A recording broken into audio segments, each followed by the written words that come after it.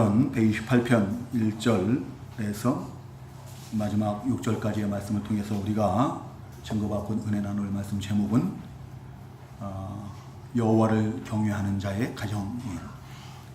여호와를 경외하는 자의 가정.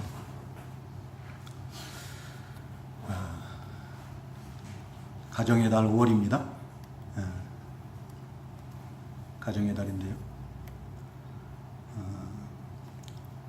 우리 성도님들 또 그 가정 가운데 하나님이 주신 은혜와 평강이 충만하시기를 주님의 이름으로 축원합니다. 우리 사람들을 가리켜서 어떤 철학자는 사회적 동물이라고 이렇게 사회적 동물. 혼자서는 살 수가 없죠. 서로가 돕고 협력하고 어떤 그런 유대 관계를 가짐으로써 살아갈 수 있는 존재가 바로 우리 인생들이에요. 그리고 가정은 그 가장 작은 단위의 사회이다.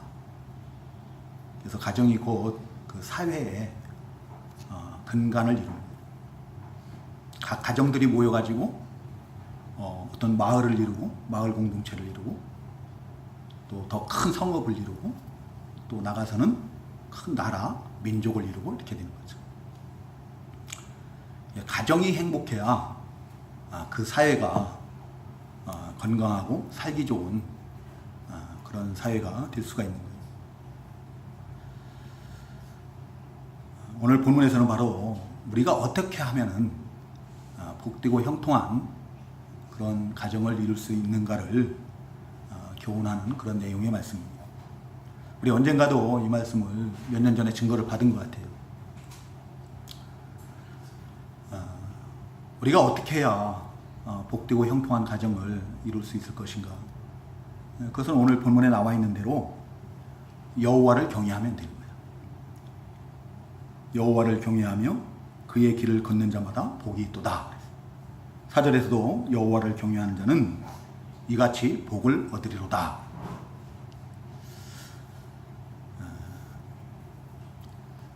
여기서뿐이 아니죠. 여호와를 경외하는 자들에게는 많은 복들이 이렇게 주어질 것이 증거되고 있는데요. 그 잠언 22장 그 4절에서 증거하고 있는 것 같아요. 겸손과 여호와를 경외하는 자들의 보상은, 그들에 대한 보상은 재물과 영광과 생명이니라 라고 이렇게 증거를 하고 있거든요.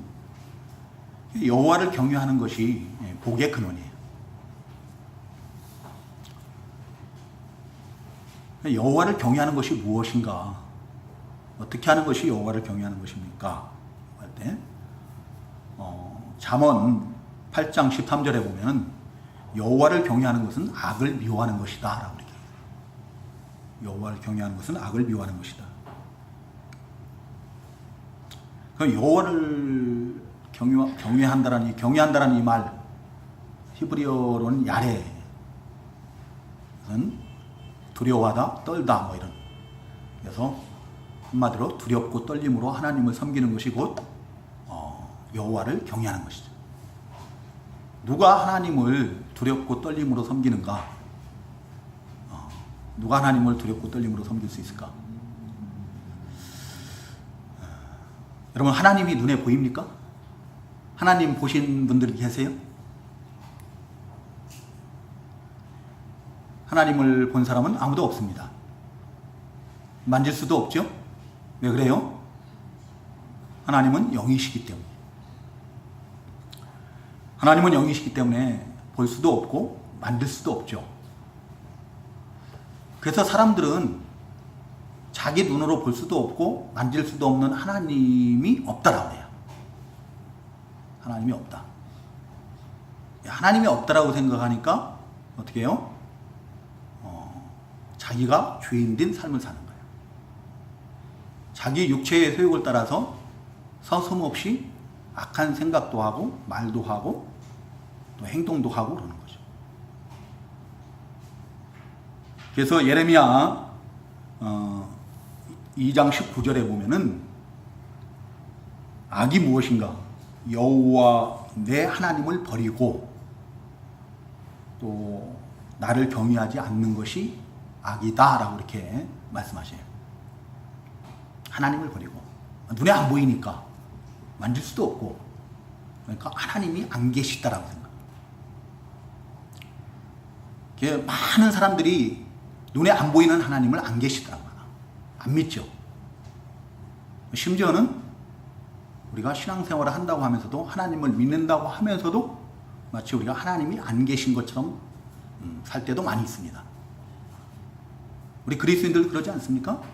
그런 경우가 너무 많죠. 하나님이 안 계신 것처럼 내 마음대로 생각하고 행하고 말하고 그럴 때가 많은 거예요.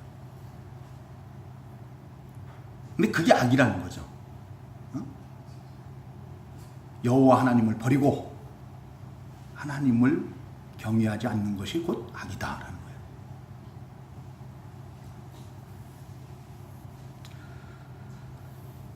그런데 하나님을 경외하는 자들, 어떤 사람들이 하나님을 경외하는 자들인가? 하나님을 경외하는 자들은 하나님을 두렵고 떨림으로 섬기는 자들인데요. 그 사람들은 이거 들으면 너무 춥죠. 하나님을 경외하는 자들은 어떤 사람들이 하나님을 경외하는 자들인가 하면은 하나님의 살아계심을 믿는 자들이에요. 그래서 하나님께서 성경에 기록한 대로 우리의 모든 언행 심사를, 말과 행동과 우리의 중심까지도, 생각까지도 다 살피시고 보시고 들으시고 아신다라고 믿는 자들이에요. 그리고 우리가 행한 대로 그대로 갚아주시는 하나님이시라고 믿는 자들이에요. 그 하나님께서 우리의 모든 생사화복을 주관하신다라고 믿는 자들이에요. 우리를 높이시기도 하시고 낮추기도 하시고 살리기도 하시고 죽이기도 하시고 음부에 내리기도 하시고 올리기도 하시는 그런 하나님으로 믿는 자들이 곧 하나님을 경외하는 거죠. 우리 성도님들 이해를 돕기 위해서 예를 들면 바로 요셉과 같은 인물인 거예요. 요셉이 어린 나이에 그 애굽의 군대 장관 보디발의 집으로 노예로 팔려가죠. 형들에 의해서. 근데 보디발의 아내가 그 요셉을 보고 동침하자고 미혹을 할 때 요셉이 뭐라고 거부합니까? 하나님 앞에서 내가 어찌 큰 악을 행하리요 그래요. 하나님 앞에서 사는 거예요. 하나님의 살아계심을 믿고 하나님께서 우리의 모든 것을 다 살피시고 들으시고 아신다라고 믿기 때문에 늘 하나님을 의식하고 하나님 앞에서 사는 자들이 바로 하나님을 경외하는 자들인 거예요. 요셉만 그런 거 아닙니다. 다니엘도 그랬고 다니엘의 그 세 친구들도 사드락 메삭 아벳느고도 그랬고 기생 라합도 그랬고 우리가 지지난주인가요? 성경 읽기 문답 공부할 때 출애굽기 1장에 나오는 그 히브리 여인들의 산파가 있죠. 시브라하고 그 누구죠? 그 두 여인이 있죠. 그 여인들도 애굽 왕 바로가 그 이스라엘 자손들이 아들을 낳으면은 다 낳을 때 죽이라고 그러죠. 근데 하나님을 두려워함으로 애굽 왕 바로의 명령을 어기고 다 살렸어. 그 결과 어떻게 했습니까? 그 이스라엘 자손들이 더욱더 번성케 되고 강해졌다라고. 그리고 하나님을 경외함으로 그 여인들이 하나님을 경외함으로 그 집이 흥왕뜨게 되었다라고.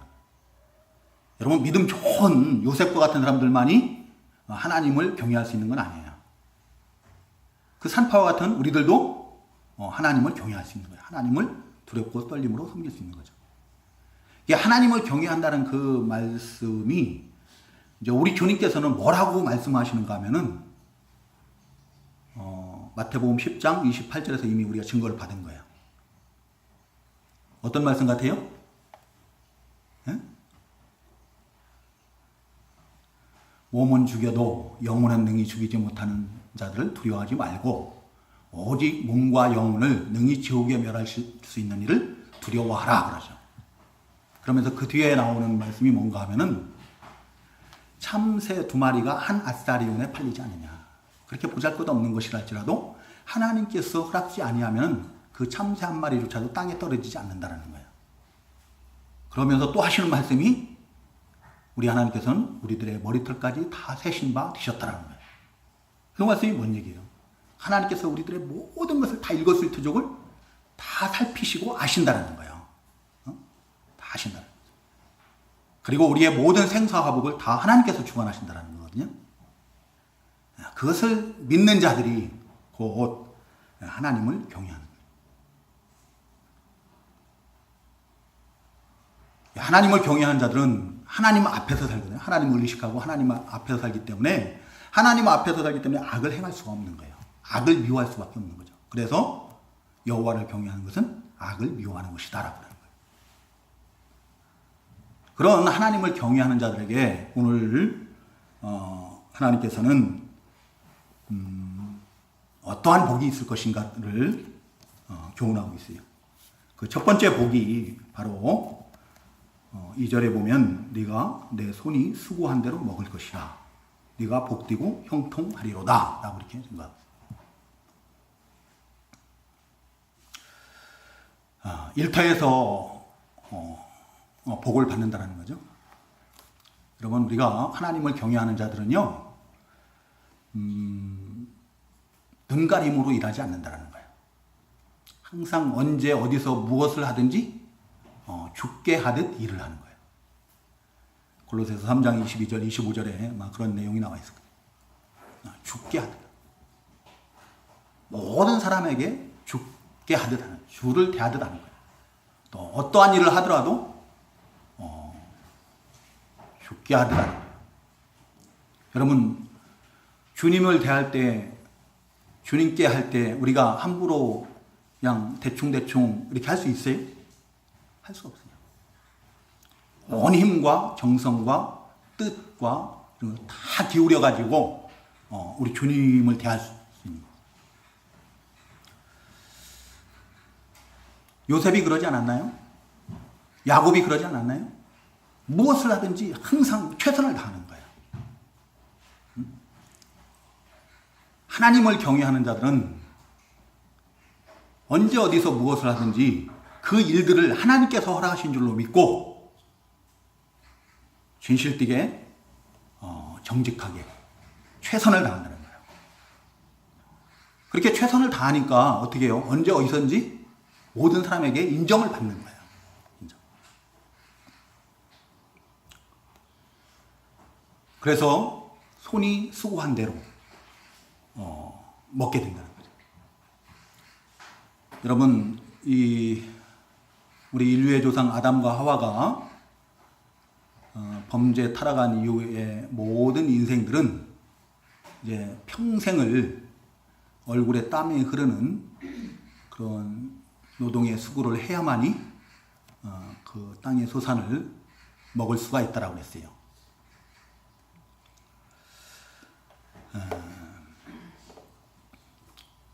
땀 흘려 수고한 대로 먹을 수만 있으면 그건 정말 큰 축복입니다. 땀 흘려 수고한 대로 먹을 수만 있으면 큰 축복이에요. 근데 그러하지 못하니까 문제죠.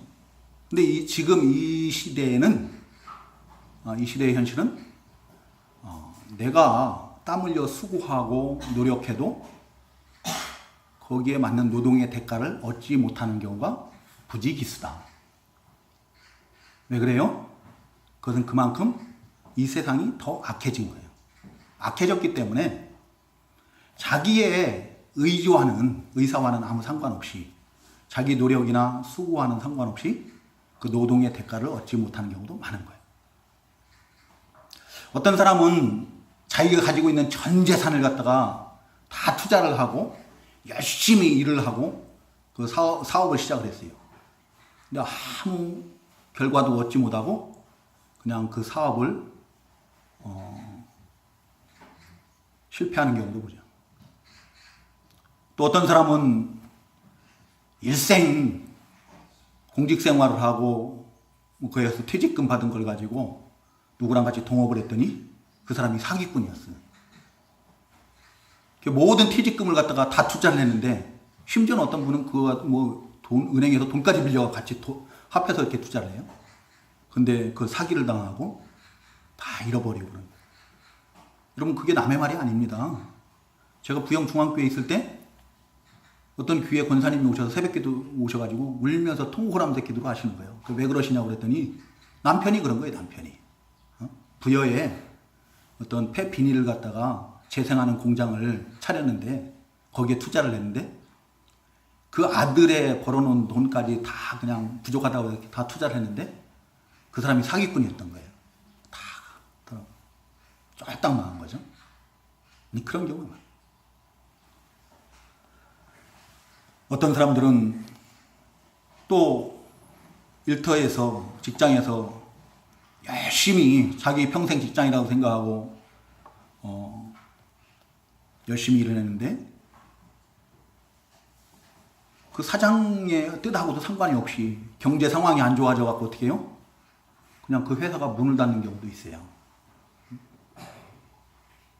그래가지고 퇴직금 한 푼도 못 받고 그냥 실직자가 되는 그런 경우도 있고, 또 어떤 사람들은 그 회사에서 열심히 일을 했는데 일을 하다가 사고를 당해서 또 일을 못하는 경우도 있고 병을 얻어서 또 일을 못하는 경우도 있다. 우리가 일할 수 있다는 게 사실은 복인 거예요. 일할 수 있고 그 일한 대로 그 일한 대가를 그 노동의 대가를 얻을 수 있다는 것이 우리가 하나님께 감사해야 될 일입니다. 우리 성도님들 하나님께서 주신 일터가 있죠? 네, 감사하시기 바랍니다. 감사함으로 그 일터에서 최선을 다해서 일하시기 바랍니다. 죽게 하듯 해야 죽게 하듯. 최선을 다해서 정직하게 진실하게 일을. 그리고 하나님께서 주신 그 일을 통해서 노동을 통해서 주신 그 대가로서 우리가 만족을 할 수 있어야 돼요. 만족하고 감사하고 기뻐야 된다. 오늘날은 우리 한국 사회에 그냥 자기가 수고하지 않고 어떤 대가를 바라는 그런 풍조들이 만연하고 있는 것 같아요. 특히 일확천금을 누리는 자들이 많아요. 일확천금을 바라는 자들이 많아가지고 이 복권이 어떻게 하는 건지 저는 모르겠는데요. 그 복권집들이 돈을 번다고 그래요. 복권 파는 집들이 돈을 번다고 해요. 복권에 당첨될 확률은 벼락 맞아 죽을 확률보다 더 작다는데 복권 당첨되시길 바란다면 차라리 밖에 나가셔도 벼락 맞아 죽기를 바라시기 바랍니다. 매주 그 복권 사는 사람들이 있어요. 그 일확천금을 누리는 거죠. 어떤 사람들은 경마장에 가고 어떤 사람들은 도박을 하고 이거 다 일확천금을 꿈꾸는 사람들 아니에요? 어떤 사람들은 주식 투자라고 하는데 투자 아니에요. 대한민국에서는 투자가 아니고 투기다. 투기예요. 부동산 투기를 하고 그러죠. 근데 하나님께서는 하나님의 백성들이 그렇게 어떤 속히 부하게 되는 것을 원치 않으세요. 잠언 28장 20절에 보면 속히 부하려 하는 자들은 형벌을 면치 못할 것이라고 했습니다.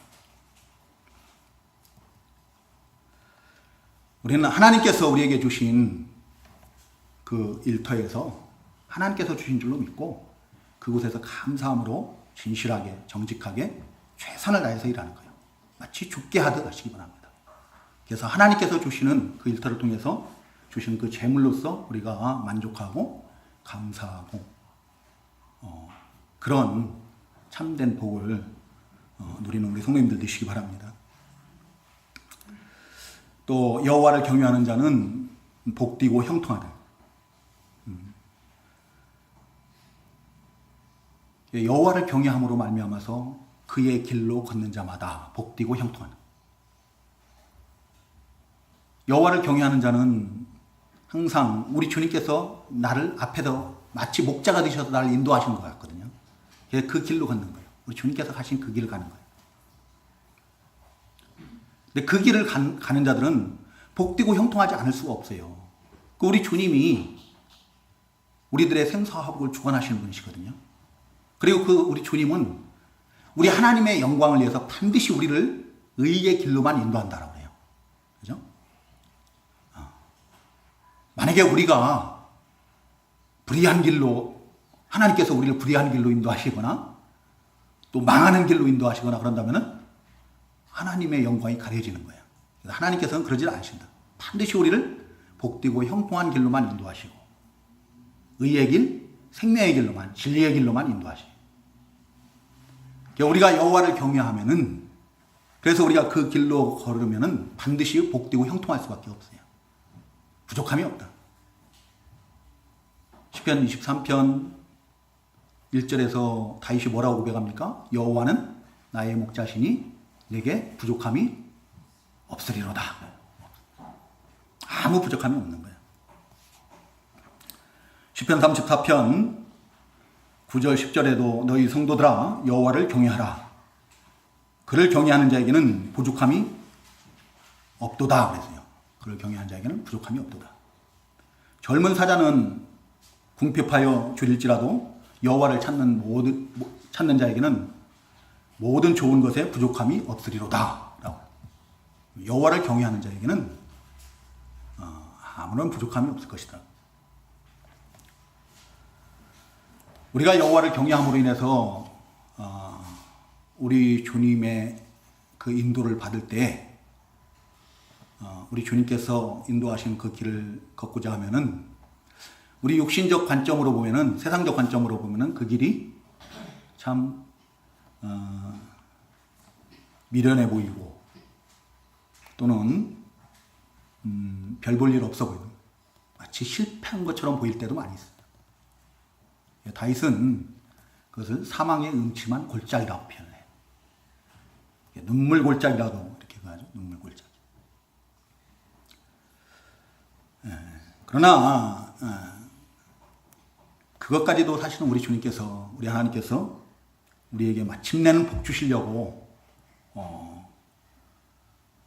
예비하신 그 하나님의 그 계획이고 또 경륜이에요.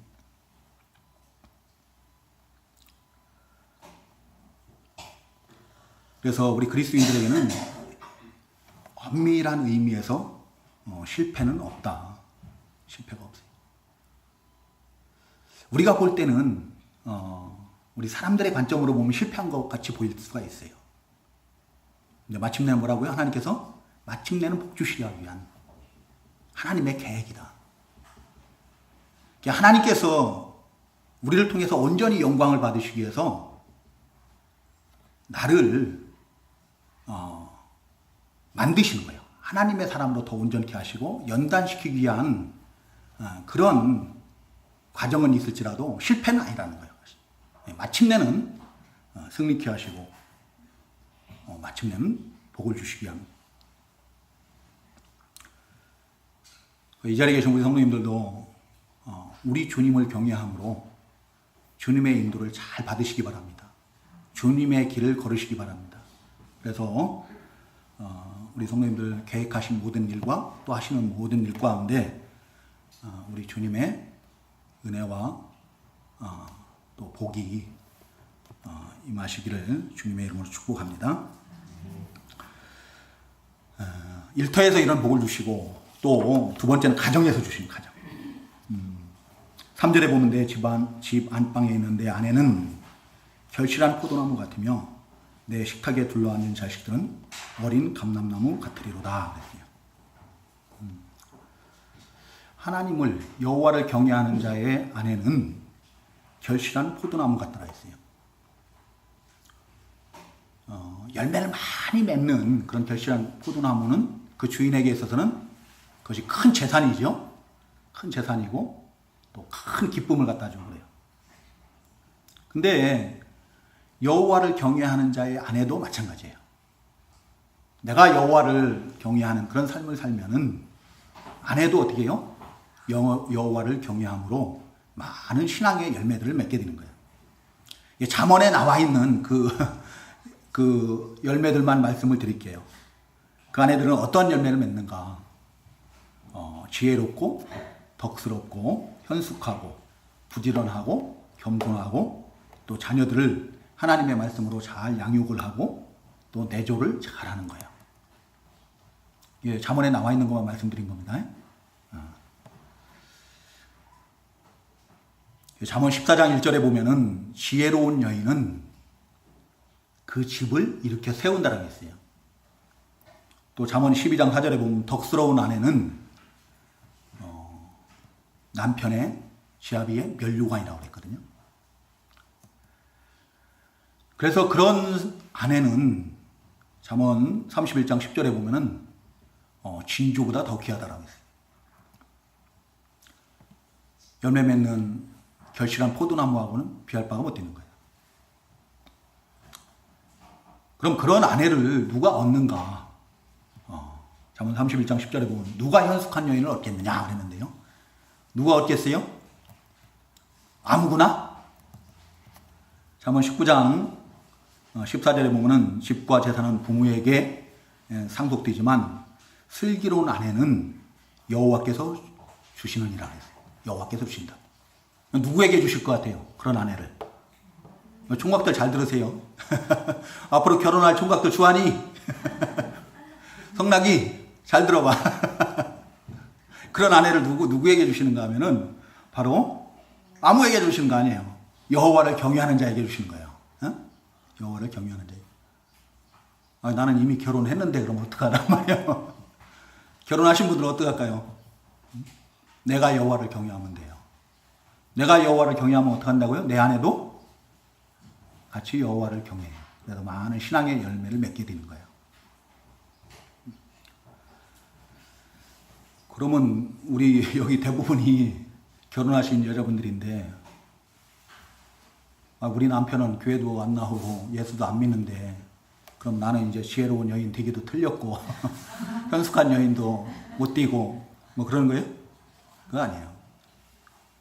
여호와를 경외하는 마음으로 이 자리에 나와 계시는 성도님들이 이미 하나님 보시기에는 지혜롭고 덕스럽고 현숙한 겸손한 그런 분들인 줄로 믿습니다. 우리 성도님들을 통해서 반드시 왜요? 성도님들을 통해서 반드시 믿지 않는 그 남편들도 하나님을 경외하는 믿음의 사람들로 만드실 줄로 믿습니다. 그 제가 얘기하는 거 아니에요. 베드로전서 3장 1절 2절에 보면 나와 있어요. 한번 보시기 바랍니다. 베드로전서 3장 신약성경 베드로전서 3장 1절 2절 379쪽입니다.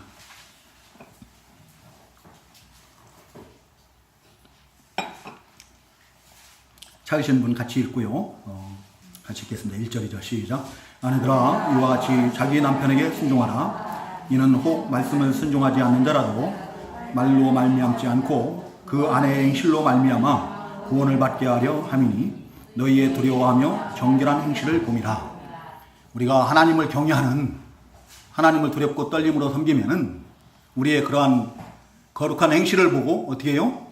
믿지 않는 남편들도 구원을 받게 된다는 거예요. 마침내는 구원을 받고 마침내는 하나님을 경외하는 믿음의 사람들이 되는 줄로 믿습니다. 그리고 자녀들이 내 식탁에 둘러앉은 자식들은 어린 감람나무 같으리로다 라고 했어요. 자녀들에게 주는 축복이에요. 여호와를 경외를 하면은 내가 부모가 여호와를 경외하면 자녀들이 어린 감람나무 같다라고 했어요. 여러분 이 감람나무는 예수 그리스도를 상징하는 나무입니다. 그래서 이 로마서 11장 그 17절인가요? 17절부터 24절에 보면은 바울 사도가 그 이방인 성도들을 가리켜서 참 감람나무 되시는 예수 그리스도께 접붙임을 받은 가지라고 그래요. 참 감람나무가 누구라고요? 예수 그리스도거든요. 여기 어린 감람나무라는 것은 여호와를 경외하는 자들의 그 자녀들이 어린 감람나무와 같다는 것은 그들이 그리스도와의 그 영적 연합을 이루고 그 믿음 안에서 장성하는 자들이 믿음의 자녀들이다. 그래서 예수 그리스도를 닮아가고 많은 이제 신앙의 열매를 맺게 되는 거예요. 그 많은 신앙의 열매들을 맺고, 마치 감람나무가 자라면서 그 잎이 무성하고 그 열매로서 이제 기름을 주죠. 감람나무가 뭐예요? 우리 성도님들 요즘 집에 다 한 병씩은 있을 것 같아요. 올리브예요, 올리브. 그 기름을 제공하고, 그래서 사람들에게 유익을 주고 기쁨을 주고 그러는 거죠. 우리의 자녀들도 내가 여호와를 경외할 때 그 자녀들도 어떻게 해요? 그 신앙을 본받게 돼요. 그 신앙을 본받아서 이제 믿음 안에서 장성을 하는 거예요. 예수 그리스도의 형상을, 신앙 인격을 닮아가게 되는 거죠. 많은 신앙의 열매들을 맺고, 또 주변의 많은 사람들에게 하나님을 기쁘시게 하고, 또 많은 사람들에게도 더욱 사랑스러워져 가고, 또 많은 사람들에게 유익을 주게 되는 거예요. 기쁨을 주고 유익을 주고. 그래서 어디를 가든지 꼭 필요한 사람들이 되는 거예요. 없어서는 안 되는, 꼭 필요한 그런 믿음의 자녀들로 장성하게 된다는 거죠. 우리 성도님들 자녀들이 다 잘 되시길 바라죠? 잘 되기를 바라시면은 여호와 하나님을 경외하시기 바랍니다. 이거 제가 전에도 한번 증거했던 말씀인데요. 그 증거 받고 난 다음에 그 다음에 여호와 하나님을 경외하는 삶을 살았는가 한번 생각을 해보세요. 혹시 하나님이 안 계신 것처럼 그렇게 살지는 않았는지. 시편 112편 그 바로 앞에 시편 112편입니다. 한번 보시기 바랍니다. 12편 1절 2절. 그 자녀들에게 여호와를 경외하는 자들의 그 자손들이 복되고 형통할 것을 증거하고 있는데요. 할렐루야. 여호와를 경외하며 그의 계명을 크게 즐거워하는 자는 복이 있도다. 그의 후손이 땅에서 강성하며 정직한 자들의 후손에게 복이 있으리로다. 부와 재물이 그의 집에 있으며 그의 공의가 영구히 서 있으리로다. 아멘. 네. 여호와를 경외하며 그의 계명을 크게 즐거워하는 자는 복이 있도다. 어떤 복이 있어요? 그 후손이 땅에서 강성하게 된다는 거예요. 부와 재물이 그 집에 있고 공의가 영구히 서 있게 된다. 우리가 우리 자녀들에게 여호와 하나님을 경외하는 것을 가르쳐야 돼요. 그 가르치는 법은 다른 거 아니에요. 내가 하나님을 경외하면 된다. 내가 하나님을 두렵고 떨림으로 섬길 때 그 자녀들이 그 신앙을 본받아서 자연스럽게 하나님을 경외하게 되고, 그래서 하나님께서 그 약속하신 모든 복에 참여하게 되는 줄로 믿습니다. 그리고 이제 5절에 보면은 그 영적인 복이 따를 것을 약속하고 있는데요.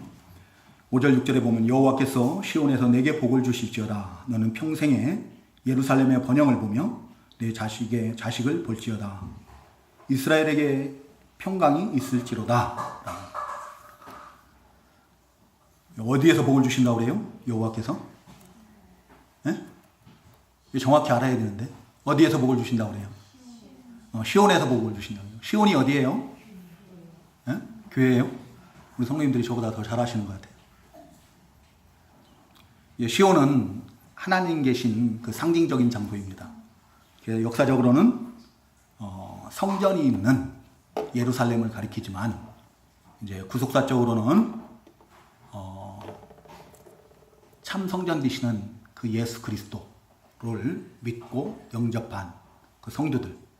그래서 하나님께서 성령의 성전으로 삼으신 그 성도들의 모임체인 이 교회가 바로 시온인 거예요.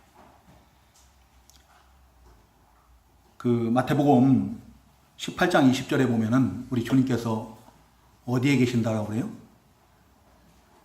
두세 사람이 내 이름으로 모인 곳에 나도 그곳에 함께 있다라고 해요. 그죠? 우리 주님의 이름으로 모인 성도들의 모임체인 그 교회 가운데 우리 주님께서 함께 하십니다. 요한계시록 1장 마지막 절에도 그렇게 증거를 하고 있고 2장 1절에도 그렇게 증거를 하고 있어요. 그 아시아 7교회 가운데 우리 주님께서 계시다는 거죠. 교회 가운데서 우리 주님께서 함께 하시면서 여호와를 경외하는 자들에게 복을 주신 거예요. 어떤 복을 주시는가? 영적인 복을 주시는 거예요. 우리 하나님께서 교회에서 우리에게 그 복을 주시는 방법은 바로 하나님의 말씀을 통해서 주시는 겁니다. 하나님의 말씀이 선포되어질 때 성령께서 역사하셔요. 감동 주시고 깨닫게 하시고 믿게 하시고, 그래서 우리들의 심령을 변화시키시는 거예요.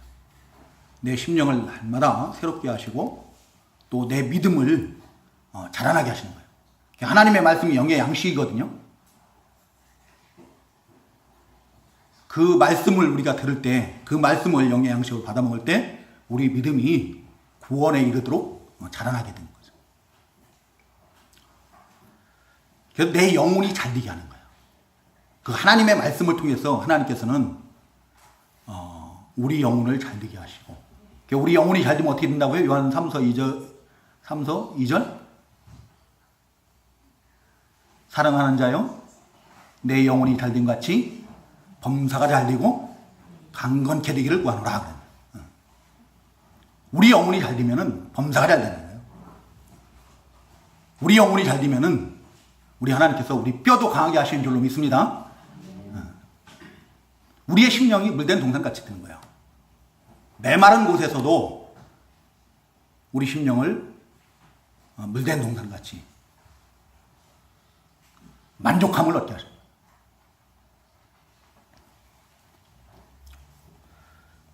내 안에 하나님의 나라가 이루어지는 거예요. 내 안에 하나님의 나라가 성령이 충만하니까. 물된 동산 같다는 것은 물은 곧 성령이거든요. 성경에서 말하는 물. 성령이 충만하게 되는 거예요. 성령이 충만하면 어때요? 항상 내 안에 새 생명의 역사가 충만한 거예요. 심령천국이 이루어진다. 내 안에 심령천국이 이루어지면은, 우리가 지난 주일날 우리 주님께서는 우리에게 평안을 주노니 너희는 근심하지도 말고 두려워하지도 말라 그랬죠. 내가 주는 평안은 세상이 주는 것 같지 않다라고 했어요. 모든 근심과 걱정과 염려와 두려움 이런 것들은 다 물러간다.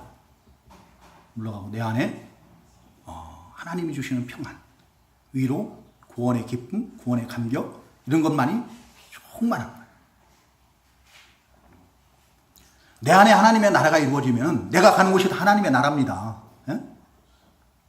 우리 가정이 하나님의 나라가 되고 가정천국이 이루어지고, 내가 일하는 일터가 직장천국이 되는 거예요.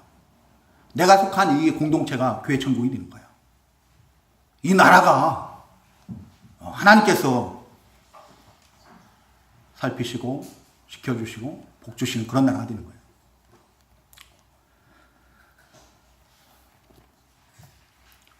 우리 성도님들, 지금 이제 대통령 선거를 우리가 앞에 두고 있습니다. 이미 하신 분들도 있을 거예요. 저도 이미 했어요. 제가 이제 한 주간 또 산기도로 가기 때문에 내일 공부하러 갔다가 공부 마치면은 바로 산으로 기도하러 갈 겁니다. 그래서 투표를 미리 했는데요. 지금 우리나라가 많은 어려움에 직면하고 있거든요. 얼마나 어려운가. 대통령 잘 뽑으려고 하지 마시고, 우리 성도님들 한번 누구 찍을 건가 한번 다 물어볼까요? 그럼 다 틀릴 거예요. 그럼 난리가 날 거예요. 더 싸움 벌어지고 서로가 내가 지지하는 사람이 더 낫다고 하고 막 난리가 날 거예요. 근데 그렇게 해서 나라 잘 세워가려고 하지 마세요. 정말로 나라가 잘 되기를 원하시면은 하나님을 경외하시기 바랍니다. 마치 하나님이 없는 것 같이 내 육체의 소욕을 따라 살 것이 아니라 하나님을 경외하시기 바랍니다. 내가 하나님 앞에서 사는 것 같이 살으세요. 요셉이 그랬던 것처럼, 그 히브리 여인들의 그 산파들이 그랬던 것처럼 하나님을 두려워하는 그런 삶을 사시기 바랍니다.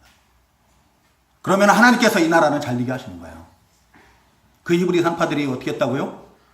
하나님을 애굽 왕보다, 바로보다 하나님을 더 두려워해서 그 애굽 왕의 명령을 어기고 그 남자아이들을 다 살려줬을 때 이스라엘 자손들이, 이스라엘이, 그 나라가 번성하고 더 강해졌다고 했어요.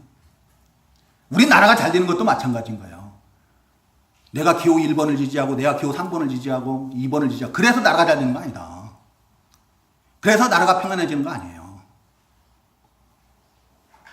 내가 하나님을 경외할 때 내가 속한 공동체를 하나님께서 복되게 하신 줄로 믿습니다. 아멘들 안 하시는 거 보니까 목사님 한번 그래봤자 나는 내가 찍고 싶은 사람 찍을 거예요. 여러분들 찍고 싶은 사람 다 찍으세요. 나는 절대로 누구 찍으라고 안 해요. 우리 어머님한테도 한 번도 해본 적 없고 우리 어머님이 그거 쫙 펴놓고 글씨를 몰라가지고 안 보이시니까 이게 누구고 누구냐고 물어봐도 나는 누구 찍으라고 누구 찍어야 하냐고 물어봐요 저한테. 그럼 저는 누구 찍으라고 얘기 안 해요. 제가 다 말씀드렸으니까 어머니 기도하시고 나라를 위해서 일할 수 있는 분을 찍으세요. 이렇게만. 누구 찍으라고 하는 건 그 사람 인격을 못 오가는 거예요. 우리 성도님들 기도하시면서 정말 나라를 위해서 일할 수 있는 분들을 찍으시면 되는 거고 그 자기가 지지하는 후보 다른 사람이 안 찍는다 해서 화내고 그러지 마세요. 우리가 할 일은 하나님을 경외하면 돼요. 우리가 하나님을 경외할 때 하나님 앞에서 하나님을 의식하고 하나님 목전에서 그런 삶을 살 때 우리가 악을 미워하고 악을 떠나는 그런 삶을 살 때 하나님께서 우리를 기뻐하신 줄로 믿습니다.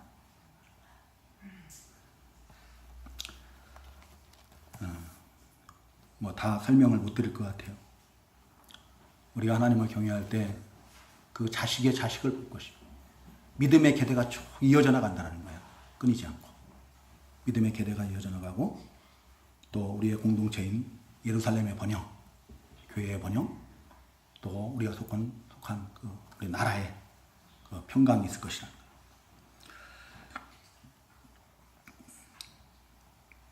우리 주님께서 우리가 믿는 우리 하나님은 죽으신 하나님이 아니십니다. 우리 주님은 우리 하나님은 살아계신 하나님이세요. 우리 주님께서 부활하심으로 그걸 증명을 하셨잖아요. 그렇죠? 스데반 집사가 돌에 맞아 죽을 때 어떻게 해요? 우리 주님께서 하나님 우편에 앉아 계신 게 아니라 벌떡 일어날 때 살아계신 주님, 살아계신 하나님. 우리 하나님의 살아계심을 믿으시고 우리가 언제 어디서 무엇을 하든지 우리 주님께서 우리의 모든 것을 다 보시고 아시는 줄로 믿고 주님 존전에서 악을 떠난 하나님을 경외하는 그런 삶을 사시기 바랍니다. 그래서 하나님께서 오늘 본문을 통해서 약속하신 것처럼 일터에서도 더욱더 복되고 형통하시길 바라고 또 하나님께서 허락하신 그 가정 가운데서도 또 우리 주님 주신 은혜와 평강이 충만하시길 바랍니다. 가정 전국을 이루시고 또 우리가 속한 공동체에도 또 우리 하나님께서 평강을 주시고 날로 번영하는 그런 역사가 있기를 주님의 이름으로 축원합니다. 같이 기도하겠습니다.